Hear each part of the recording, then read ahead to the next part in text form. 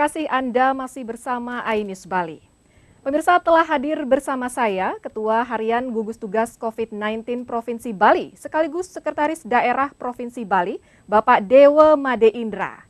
Om Swastiastu Bapak, selamat pagi. Apa kabar Pak, sehat? Kabar baik. Sehat ya? Sehat. Baik, semoga Bapak Indra selalu tetap sehat dan senantiasa mengupdate informasi untuk masyarakat ya Pak ya. Dan mohon maaf ini kita jadi agak physical distancing ya Pak ya, agak berjauhan sedikit. Sudah tepat. Baik.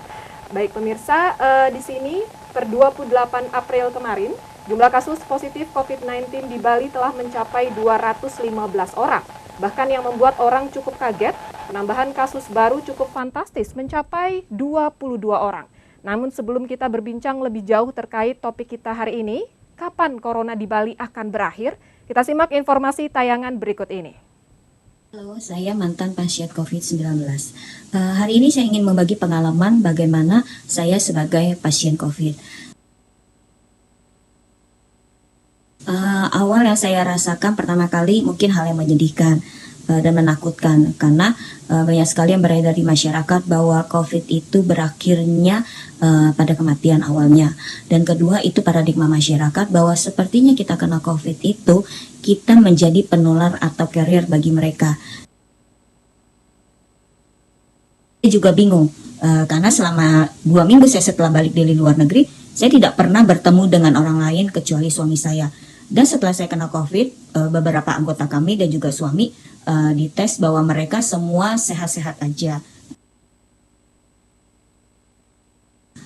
Rasa pertama yang saya alami waktu itu adalah demam tinggi.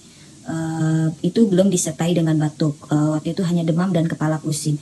Beberapa hari berikutnya saya mulai batuk dan mulai ada sesak napas. Jadi itu hal yang menakutkan buat saya. Akhirnya saya pergi ke Sangla Hospital. Di sana saya dicek darah dan di ronsen torak dan dinyatakan bahwa saya kena pneumonia. Dan saya diisolasi awalnya di rumah selama 5 hari. Tidak ada kemajuan selama 5 hari di rumah. Akhirnya saya pergi lagi ke Sangla dan di Sangla saya di swab dan mulai di opnam. Waktu di swab pertama dan kedua hasilnya adalah saya positif COVID-19 dan hari itu juga saya masuk dan di opnam di Sangla Hospital. Jadi harapan saya kepada masyarakat khususnya di Bali ini, jika Anda mengalami hal-hal atau gejala yang sama seperti saya, segera periksakan diri Anda ke rumah sakit. Dan untuk yang sehat, tetap stay at home untuk memutus rantai penularan COVID-19. Dan jika Anda harus keluar rumah, jangan lupa mempergunakan masker. Dan sering-seringlah bercuci tangan untuk kesehatan kita semua. Jadi untuk para pasien COVID-19, jangan takut bahwa kita dapat melewati semuanya itu dan kita dapat kembali menjadi sehat.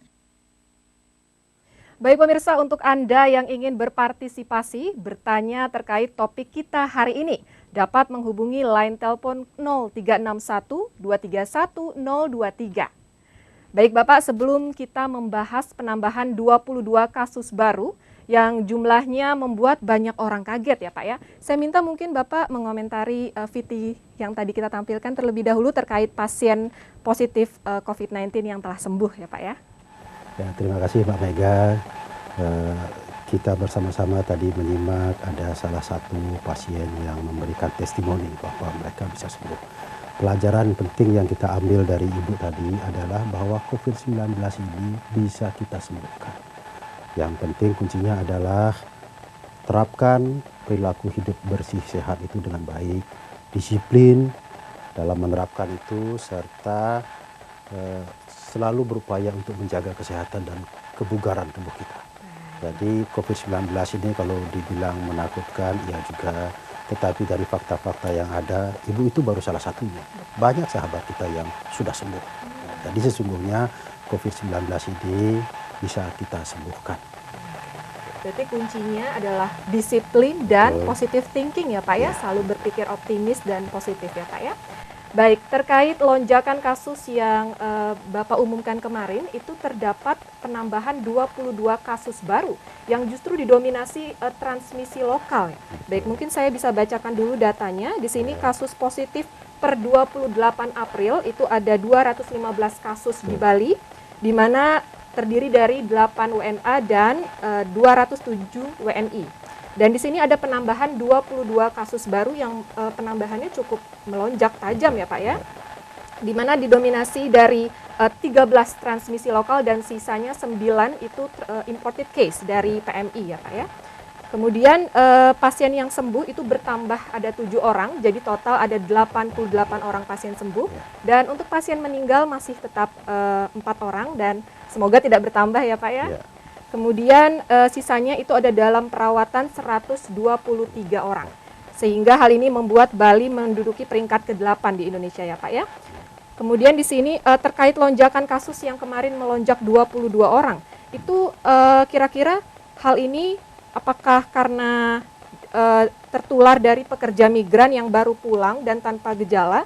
Dan apakah pekerja migran yang menularkan ke warga ini adalah bagian dari kepulangan PMI sebelum ada program karantina, Pak? Dan apakah bagian ini adalah bagian dari program pemerintah sebelum ada kepulangan karantina dari PMI atau seperti apa, Pak? Ya, baik, terima kasih. Jadi benar data yang disampaikan tadi bahwa hari kemarin itu adalah hari yang jauh berbeda dengan sebelumnya, karena hari kemarin itu merupakan hari di mana penambahan jumlah kasus positif itu cukup mengagetkan kita semua, yakni 22 orang. Sebelumnya tidak pernah ada sebanyak itu kasus dalam satu hari. Setelah kita telusuri 22 orang ini ternyata 13 itu adalah transmisi lokal. Lalu yang 9 ini adalah imported case dibawa oleh sahabat-sahabat kita yang baru pulang dari luar negeri ya. 13 yang transmisi lokal ini terdapat di 2 kabupaten, yakni Kabupaten Bangli dan Kabupaten Karangasem.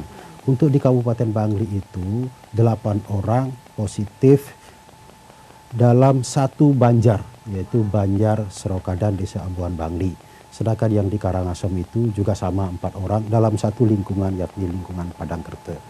Angka transmisi lokal yang cukup besar ini adalah gambaran dari produk ketidakdisiplinan. Saya pastikan di situ ada yang tidak disiplin. Yang pertama adalah yang sudah terinfeksi duluan karena orangnya sehat, maka dia tidak melakukan karantina dengan baik.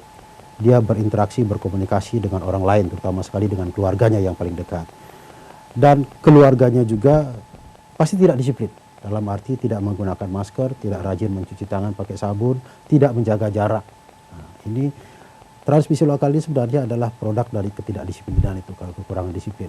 Kalau saja kita semua disiplin, maka transmisi lokal tidak akan terjadi. Baik Bapak, jadi Bapak sendiri menyayangkan ya Pak ya, ternyata masih banyak anjuran pemerintah yang tidak dijalankan begitu Pak, dari pekerja migran, tidak disiplin dalam melakukan karantina dan tidak dilakukan dengan baik ya Pak ya. Lalu kalau hal ini terus terjadi, kira-kira kapan ya Pak ya corona di Bali akan berakhir kalau tidak disiplin seperti ini? Dan lalu apakah mungkin akan dijatuhi sanksi Pak untuk para pekerja migran yang tidak disiplin seperti ini dalam melakukan karantina? Ya, yang pertama saya mendapatkan laporan dari Bupati Bangli dan juga Pemkab Karangasem bahwa awalnya sekali adalah ada satu sahabat kita PMI yang pulang lebih awal sebelum pemerintah kabupaten kota menangani karantinanya. Nah, mereka ini karantina mandiri di rumah karena dia sehat tanpa gejala, maka dia berinteraksi dengan yang lain. Sebagai respon kita gugus tugas provinsi, maka hari ini tim gugus tugas dari Provinsi Bali khususnya tim rapid testnya sudah bergerak menuju Bangli untuk melakukan rapid test bagi semua kerama Banjar itu.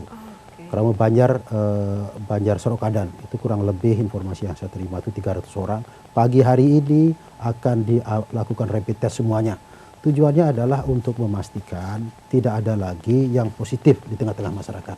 Nanti setelah rapid test tentu akan ketahuan ada yang positif, ada yang negatif. Yang positif kita tangani lanjut, yakni berupa mengambil spesimennya untuk tes PCR di lab. Sehingga dengan demikian, kalau masih ada yang positif, maka kita ambil, kita pisahkan dari masyarakat. Ya. Baik, Bapak, sejauh ini Bapak melihat tingkat disiplin dari masyarakat sendiri itu sejauh mana Pak? Apakah kategorinya rendah, sedang, atau tinggi? Ya. Baik, mohon ditahan dulu mungkin Pak, kita jawab sesaat lagi. Untuk pemirsa di rumah, jangan kemana-mana, tetaplah di iNews Bali.